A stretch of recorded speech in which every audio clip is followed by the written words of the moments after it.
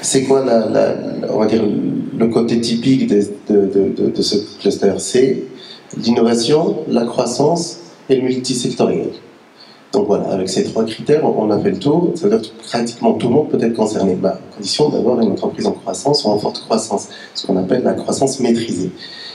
Donc d'une croissance intense, on est passé à la croissance maîtrisée. Dans le mot maîtrisé, on trouve donc un peu de raisonner. C'est un petit peu comme l'agriculture, vous voyez, l'agriculture biologique, on est passé à l'agriculture raisonnée. Ça veut dire en tenant compte des réalités économiques des entreprises et puis des changements, parce qu'il y a eu une crise par exemple en 2009, certaines entreprises membres qui étaient à deux chiffres de croissance depuis des années ont connu des grosses difficultés. Alors, se poser la question, est-ce que ce sont des entreprises en forte croissance, innovantes, est-ce qu'elles méritent de rester dans le cluster, etc. Donc on a réfléchi. Pourquoi je dis cela? Parce que quand j'ai été président il y a 1 an et demi à peu près, on a réfléchi pourquoi on fait un certain nombre de commissions sur des thématiques qui concernent évidemment l'entreprise. La ressource humaine, le développement durable, la responsabilité sociétale des entreprises, la finance, l'innovation, l'international, finalement tous les sujets de l'entreprise.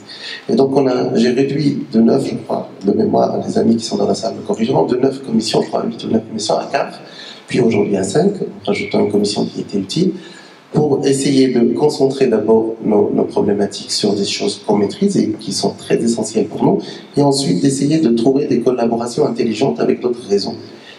Donc, qui ont de la compétence, qui ont investi humainement et financièrement, et qu'il était, dans ma philosophie, pas question de défaire ou de refaire ce qui existe déjà. Donc, par exemple, commencer par intégrer au sein du conseil d'administration de Leader Occitanie les têtes de réseau. Au sein de notre conseil d'administration, vous allez trouver Pierre Denisier, président de French South Digital, vous allez trouver Guillaume Pitot, président de CAPLR, le président de Créalia, le président de Transfert LR, un certain nombre de responsables qui, pourquoi?